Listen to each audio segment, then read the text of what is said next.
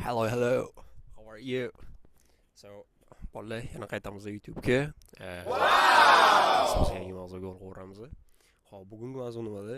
Oxirgi Instagram va Telegram gruppalarimda so'rovnoma o'tkazdim. Oh Eng yeah. qiziq shopping yoki renting house, ya'ni uy ijaraga olish. Demak, ikki tarafda ko'rishingiz mumkin. Kim nimani tanlaganini. Bu yoqqa Instagram qo'yaman, bu tarafga Telegram. So, demak, bugun uy qanday qilib ijara olishni o'rgataman. Hop, bundan oldin tanishib olamiz. Men Messinada o'qiyman, Italiya Messina shahrida, eng janubiy qismida, Sisiliya orolida.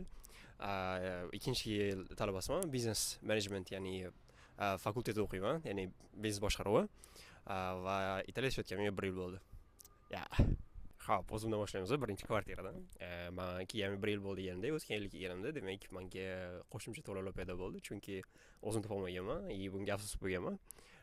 Buning uchun agar sizlarga umid bo'ladigan bo'lsa, masalan, istaylaringiz bo'lsa yoki endi kelayotgan bo'lsanglar, men sizlarga yordamchi bermoqchiman. Ya'ni qanday qilib sizlarga ba'zi bir guruhlardan tashlab beraman, nasib bo'lsa, shu guruhlar orqali kelib o'zlaringiz bemalol topsanglar bo'ladi. Ularni albatta shu yerda hozir profil qoldiraman, Telegram gruppamda. Shu Telegramga o'tib bemalol ko'rib olishingiz mumkin. Xo'p, davom etamiz. Xo'p, birinchi kelganimda albatta bu yerda qanaqa ishlaydi o'zi kvartira. Birinchi bo'lib albatta sizlar agar o'zlaringiz topolmasanglar, albatta birinchi kelganlar topolmaysizlar. Realtor fee, ya'ni realtor orqali uy topasizlar. Bular sizlarga yordam beradi. Birinchi narsa. Ya'ni realtor fee asosan kvartira puli bilan bir xil bo'ladi yoki 50% o'zgarib turadi. Ikkinchi narsa deposit har doim beriladi va o'zgaradi har doim ham demaylik. Albatta ikki xil shakldagi kvartira bor bu yerda. Birinchisi demak with contract, without contract. Ya'ni kontrakt bilan olishingiz mumkin xonani yoki kontraktsiz. Demak, kontraktsiz olganlaringiz depozit berilmaydi. Lekin kontrakt bilan qiladigan bo'lsanglar, albatta depozit berishingiz kerak. Bundan tashqari o'zini kvartirani puli. Demak, 3 ta asosiy narsa. Realtor fee berasizlar, birinchi kelganda deposit qo'yasizlar. Deposit bu albatta chiqishlaringiz qaytarib beriladi. 1 oylik deposit qo'yasizlar, deposit puli kvartiraning o'zini puli. Demak, 3 barobar qiyinlik bo'ladi birinchi kelganda. So, lekin buni agar o'zlaringiz topadigan bo'lsanglar, ba'zi joylarda masalan kontrakt berishmaydi va shu bilan birga depozit ham to'lamaysizlar. Bu degani kvartirani o'zingizga to'laysizlar shunday ishlashingiz mumkin.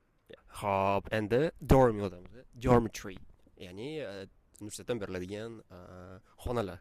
Bu qanday ishlaydi? Buning uchun albatta birinchi yildan kelib chiqadigan bo'lsa, birinchi yilda juda ham qiyin yutish, chunki endi kelayotganlaringizda juda katta bo'ladi competition.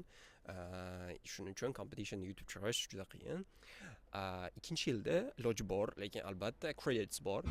Ya'ni sizlarga berilgan baho, har bitta fanning o'zini kreditlari bor. Misol uchun ular farq qilishi mumkin. 8 dan 10 gacha, ba'zilari 12, ba'zilari 4 dashda ana shularni yig'ib iloji boricha maksimumga harakat qilish kerak. Endi har bitta departmentni o'zini maksimum krediti bor. Bizniki masalan 62, o'tgan yilgi natijalarga qarab aytadigan bo'lsam, 62 dan 54 ball olganlar anaqa dormitory yutdi. Bu degani demak maksimum olishga harakat qilishga, demak hamma fanlarni yopishga harakat qilsanglargina ikkinchi yilda dormitory ishlaringiz mumkin bemalol. Videoni joyida bitta aytib ketaman. Dormitory haqida, ya'ni universitetdagi uy haqida alohida video qilganman. Bu haqida o'sha scholarship haqidagi videomizda aytib o'tganman. O'sha yerga o'tib bemalol o'sha qismini ko'rib, o'sha yotoq qanaqa bo'lishini albatta bitta detallar bilan ko'rsatganman. O'sha yerga o'tib ko'rishingiz mumkin. Xo'p, mana bilgan hamma ma'lumotlarim shular. Sizlarga qiziq bo'lgan bo'lsa, like bosib, obuna bo'lishni unutmanglar. Qo'ldan kelgancha Italiya haqidagi qiziq ma'lumotlarni berishga davom etaman.